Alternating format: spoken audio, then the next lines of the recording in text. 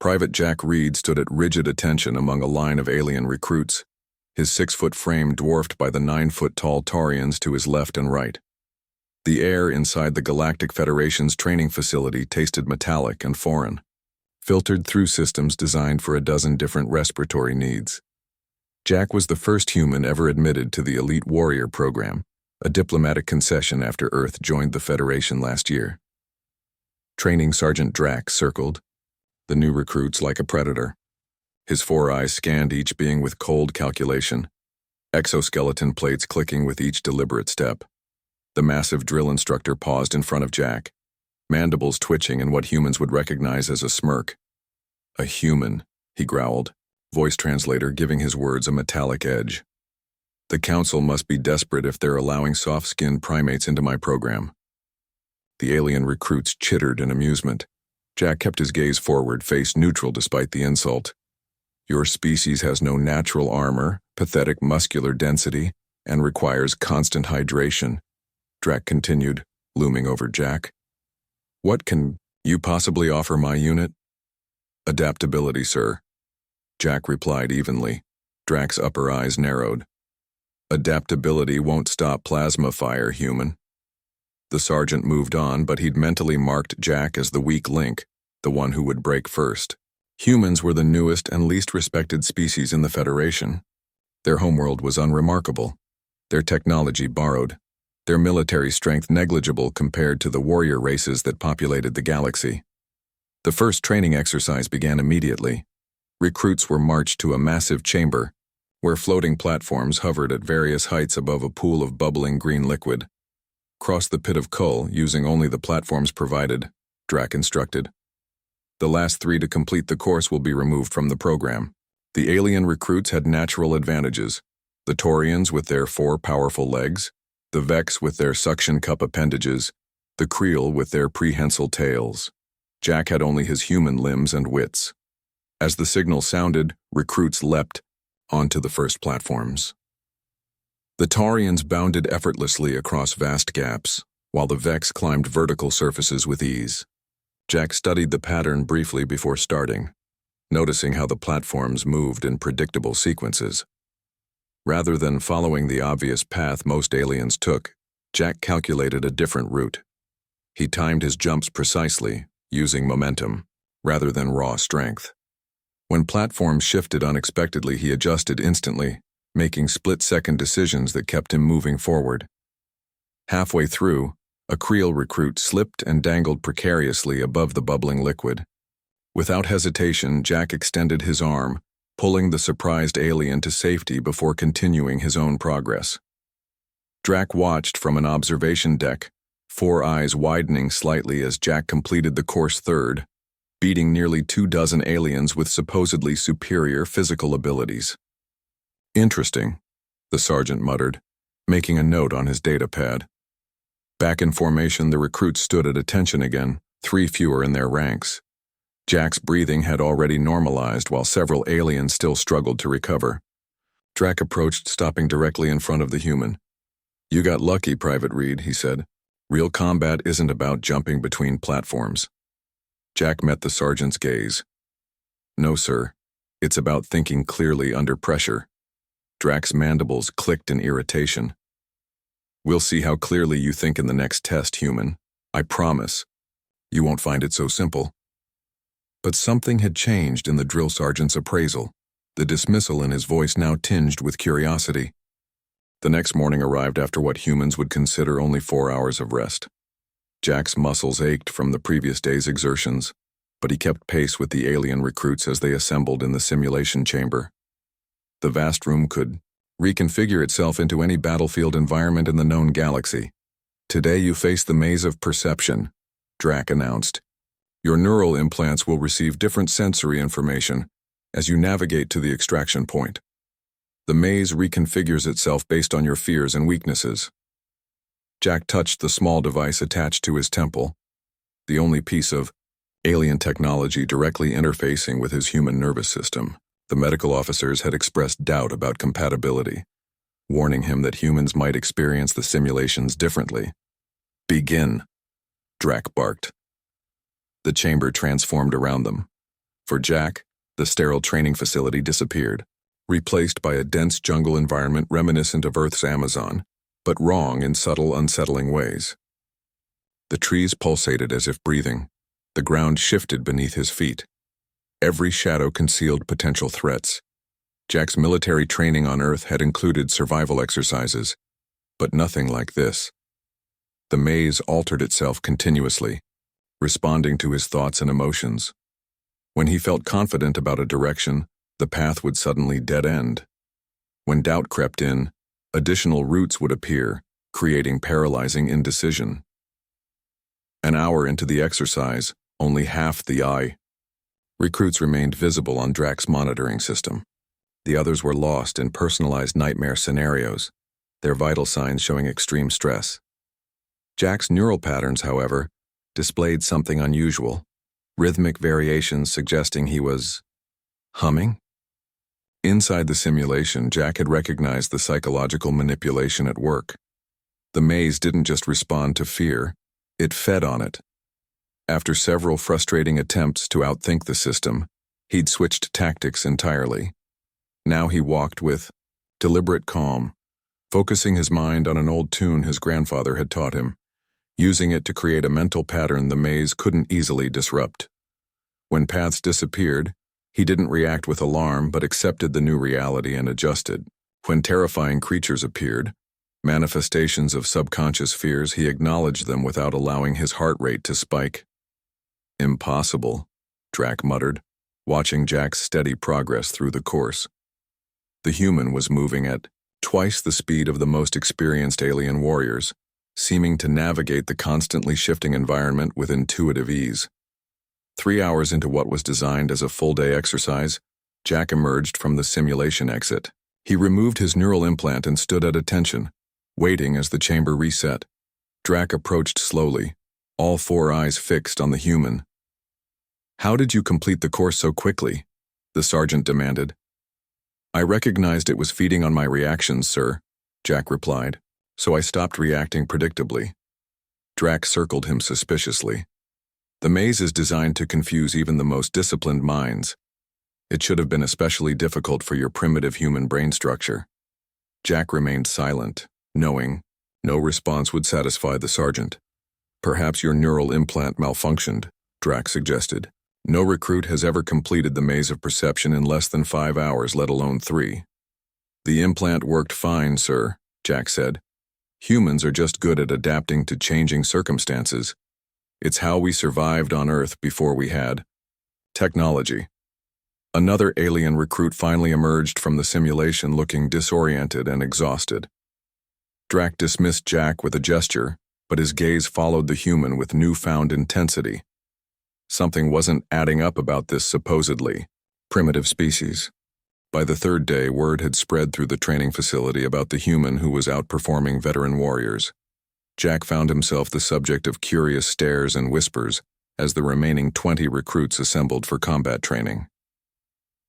The large circular arena featured various terrains, sections of marsh, rocky highlands, dense vegetation, and open plains. Weapons racks lined the walls containing everything from traditional bladed weapons to advanced energy projectors. "Combat proficiency assessment," Drack announced. "You will demonstrate your abilities with 3 weapon systems of your choice against automated combat drones. Performance will be measured on technique, effectiveness, and adaptability."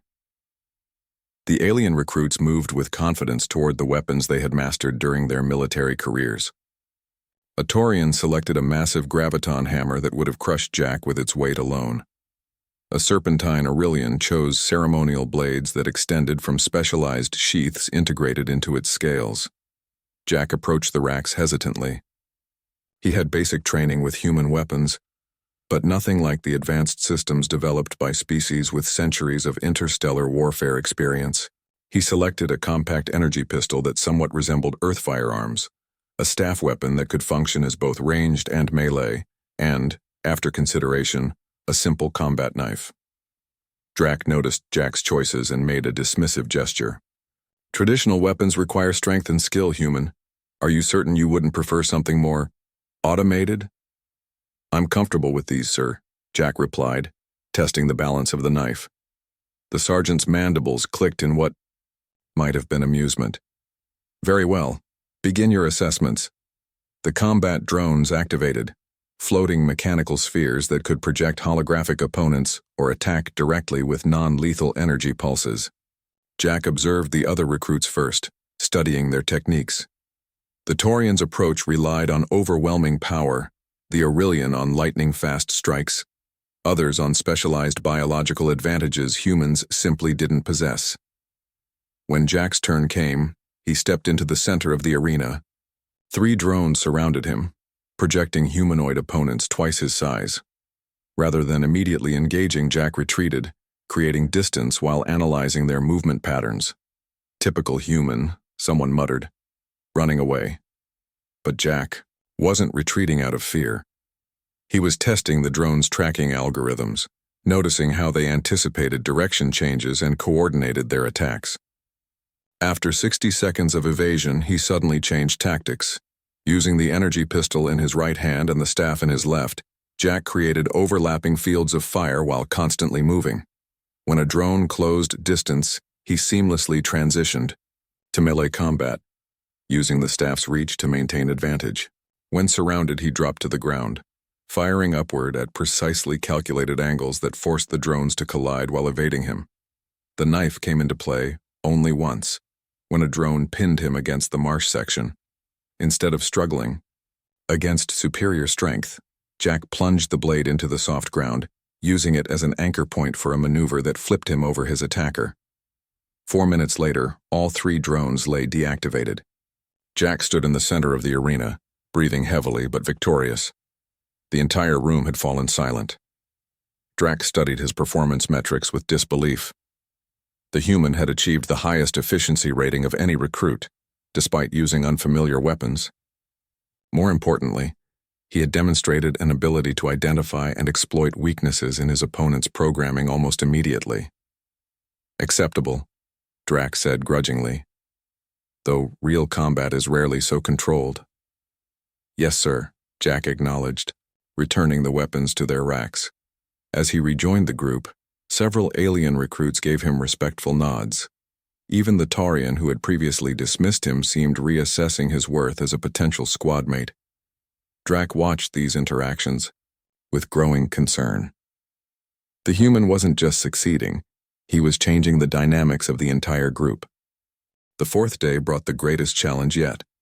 The remaining 15 recruits were transported to an orbital training station where the artificial gravity could be manipulated to create unique combat environments. Jack stared through the viewport at the gas giant below, its swirling storms a reminder of how far he was from Earth. 0G operations, Drac announced as they entered the central chamber. Most conflicts in the Federation occur in space or on worlds with varying gravitational conditions. Today you will demonstrate your ability to function effectively when traditional movement is compromised. Jack had undergone basic zero-gravity training during Earth's space program, but nothing comprehensive. The alien recruits from spacefaring civilizations would have significant advantages.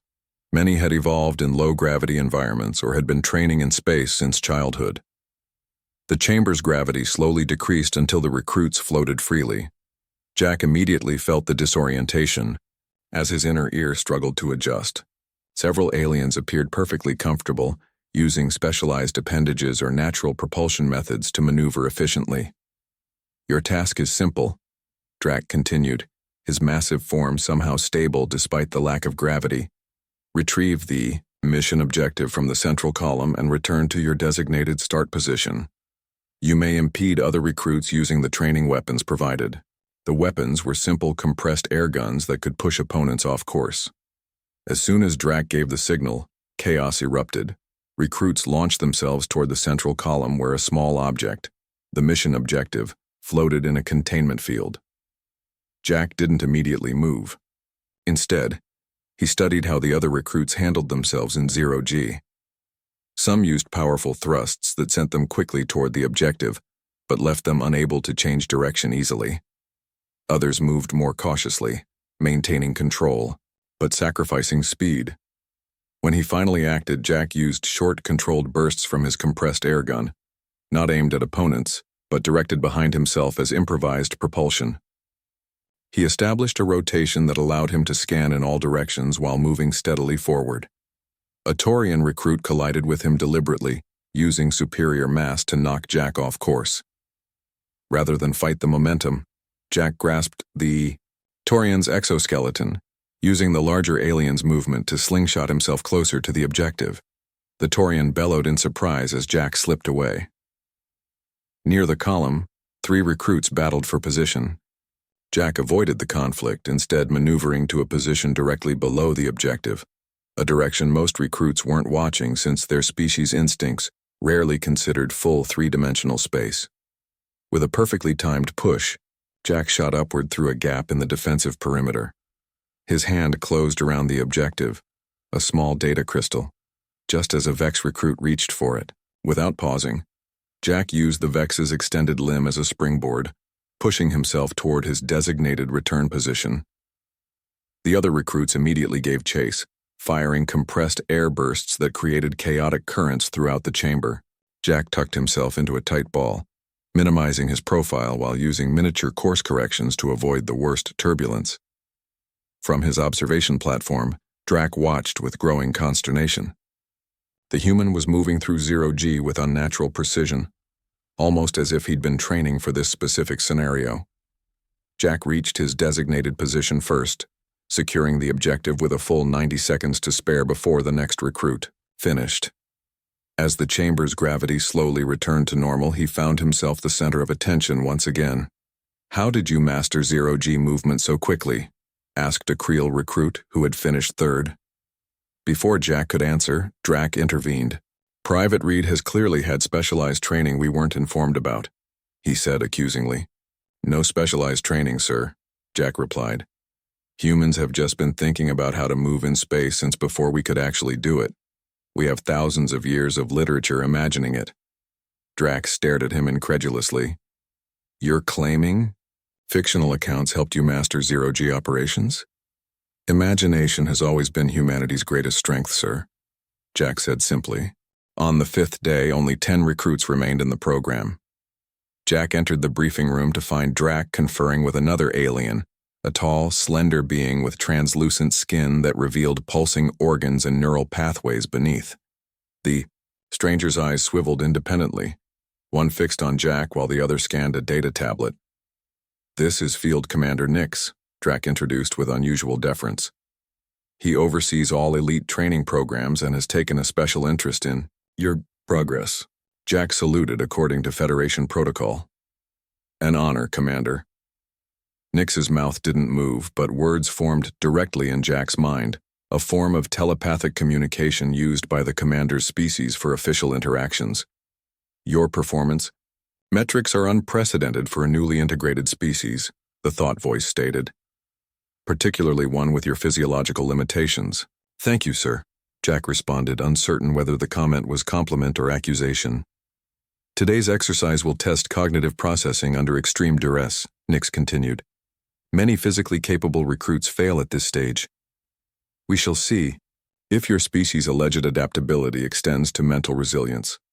The remaining recruits were led to individual chambers where they were secured into neural interface chairs, more sophisticated than anything Jack had encountered before. Medical officers attached monitoring devices to his temples, wrists, and chest. "The psych crucible simulates combat decision-making scenarios while subjecting you to increasing levels of stress," Drac explained. "You will experience sensory manipulation, time dilation, and emotional amplification. The test measures not just your decisions, but how efficiently your neural pathways operate under pressure." Jack felt a cold sensation as the neural interface activated. His consciousness was pulled into a hyper-realistic simulation. He found himself commanding a small squad in an urban combat zone. Information flooded his awareness: tactical data, communications chatter, environmental alerts. The scenario was complex but manageable. Then the stress factors began. First came auditory distortions. Sounds became painfully loud, then eerily silent. Visual input fragmented, colors shifting to disorienting patterns. Time perception warped, making split-second decisions feel agonizingly prolonged while crucial, moments compressed into instants. Most devastating were the emotional manipulations. The simulation triggered primal fear responses, induced artificial panic, created overwhelming sensations of dread. Jack's heart hammered as his body responded to threats his rational mind knew weren't real. Outside the simulation, Nix and Drac monitored neural activity displays for all 10 recruits. 2 had already failed, their minds unable to maintain coherent thought patterns under the strain. The others struggled, their decision quality deteriorating as stress levels increased. Jack's readings were different. His initial stress response was actually higher than most recruits, his human nervous system reacting strongly to the unfamiliar neural manipulation. But within minutes, something remarkable happened. His brain began forming new neural pathways in real time, routing around the affected areas. Impossible, Drac muttered. His synaptic architecture is reconfiguring itself. Neuroplasticity, Nix communicated.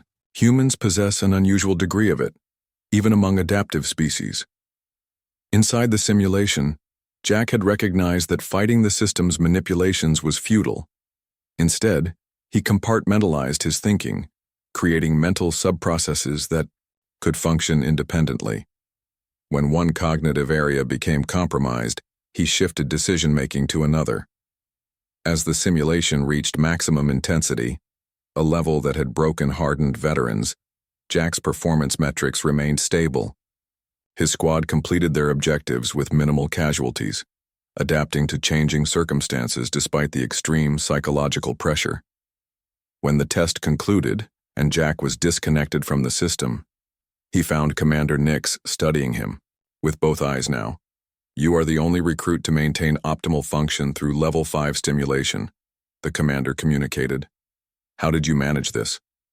Jack, still disoriented from the simulation, considered his response carefully. Humans have always lived with fear and uncertainty, sir. Our entire history is adapting to threats we barely understand. I think we're just used to functioning while terrified. Nix exchanged a look with Drac, some unspoken communication passing between them.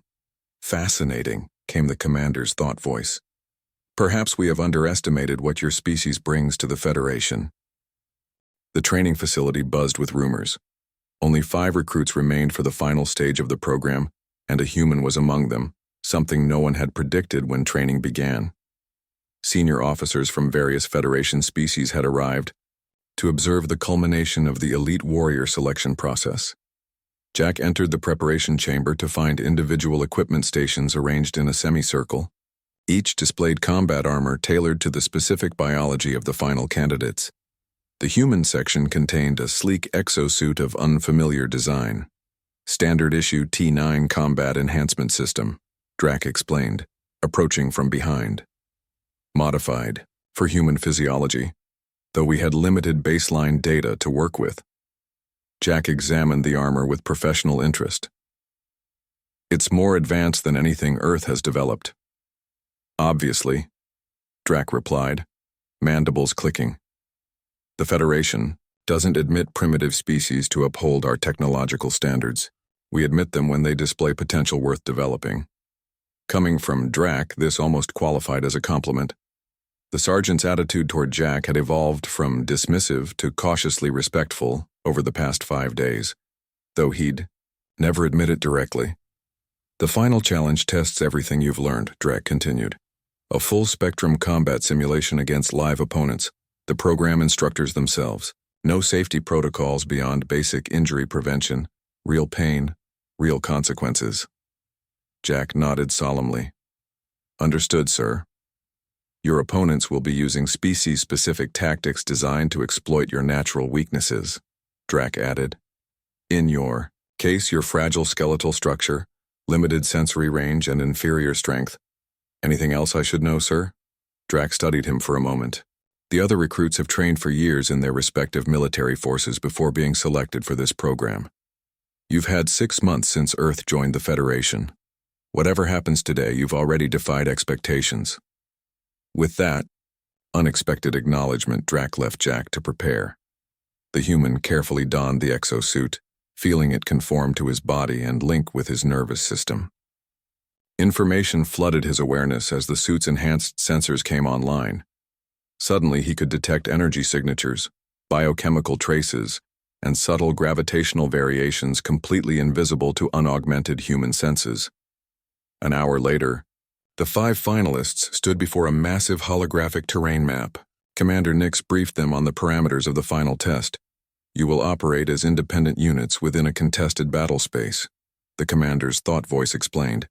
"Your objective is to locate and secure 3 critical assets while neutralizing opposing forces. Instructors will employ asymmetric tactics appropriate to actual combat scenarios. The exercise begins in 30 minutes. As the briefing concluded, one of the alien recruits, a massive Taurian named Gorks, approached Jack. Throughout training, Gorks had been the most openly skeptical of human capabilities. "Human," he rumbled, through his translator. "You have fought well to reach this stage." "Thank you," Jack replied, expecting some final challenge or intimidation attempt. Instead, Gorks extended a massive 4-fingered hand in what appeared to be an approximation of a human gesture. "My ancestors were also considered inferior when they first joined the Federation. Now Taurians command battle groups. Perhaps someday humans will too." Jack accepted the gesture, his hand disappearing in the alien's massive grip. "I hope we never need to command battle groups, but if we do, I'll remember your words."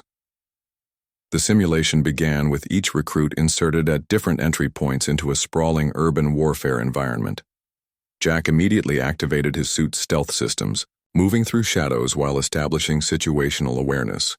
The instructors would expect recruits to behave according to their species' typical combat doctrine. He needed to be unpredictable. The first asset was located in a heavily defended command center. As Jack observed from concealment, he noticed a pattern to the security patrols. They were specifically configured to detect the known capabilities of the finalist species. Thermal sensors for the cold-blooded Aurelian, motion detectors calibrated for Taurian movement patterns, chemical sniffers for the pheromone-producing Vex. Rather than attempting to overcome these defenses with brute force or technology, Jack employed a strategy unique to humanity's military history: social engineering.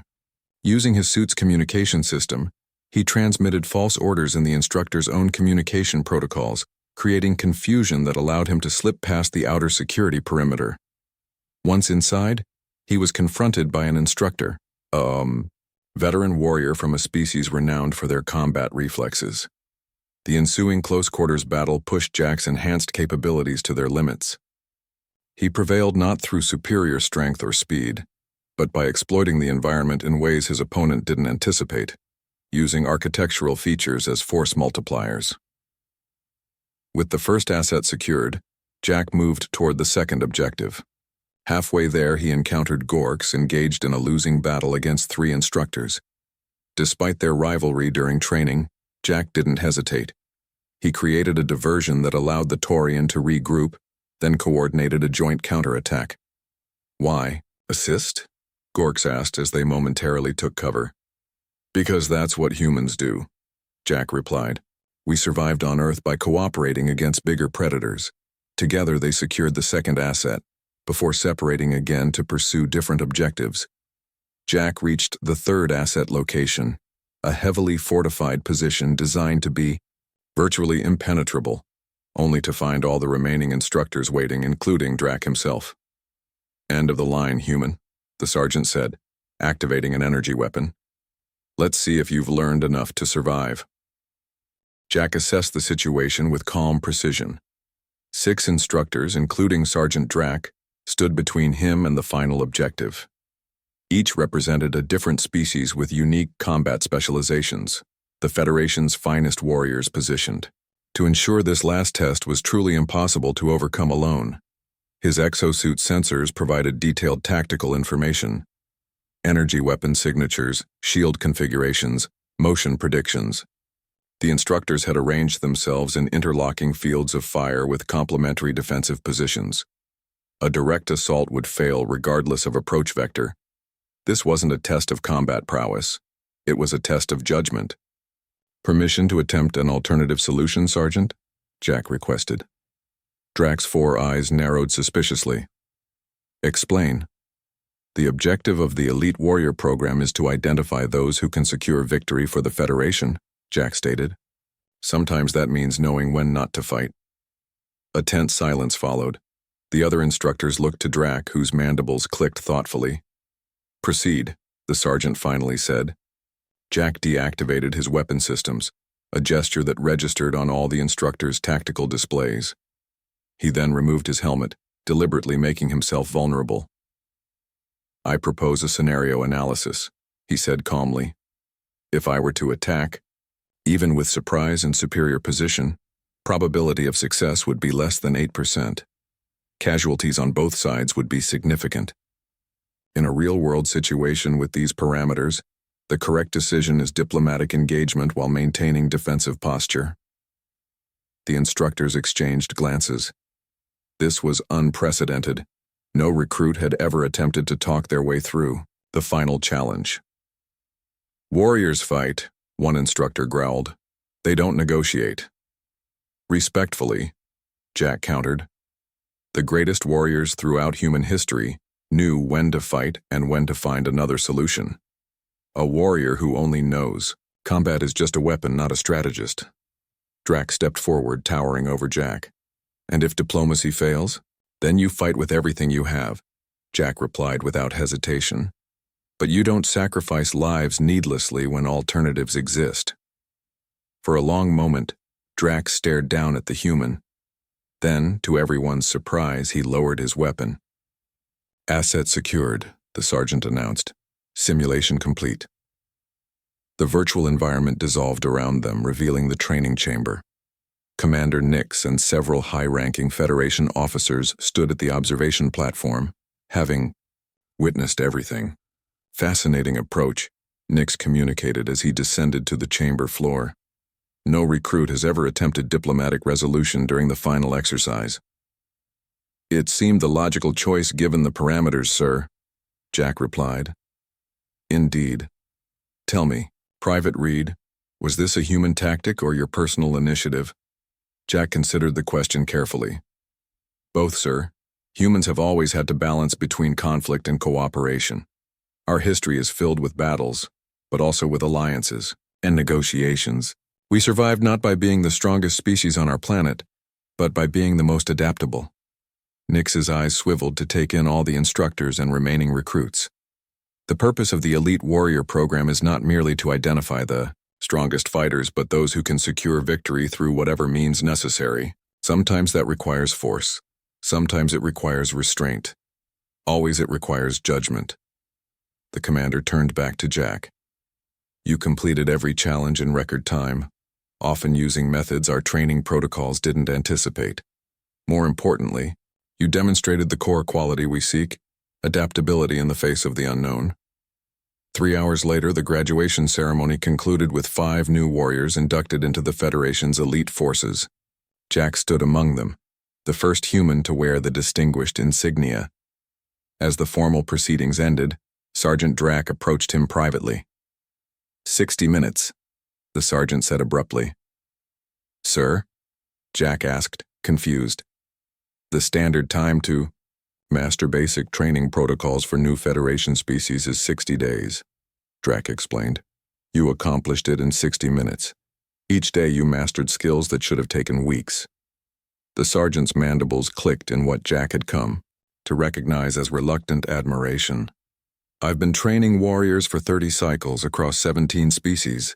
None have shown the adaptability of humans. Thank you, sir, Jack replied. Though I'm just one example. There are humans far more capable than me. Drack's 4 eyes widened slightly. A concerning thought. Then more seriously, the Federation faces threats beyond the galactic rim, species that view all others as prey. We need warriors who can think differently, adapt quickly, find solutions where others see only obstacles. The sergeant extended a clawed hand in the human gesture of respect Jack had taught him.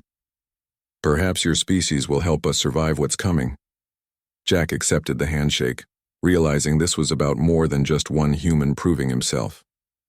He represented humanity's potential contribution to a much larger community. "We've had plenty of practice surviving against the odds," he said. "It's what humans do best."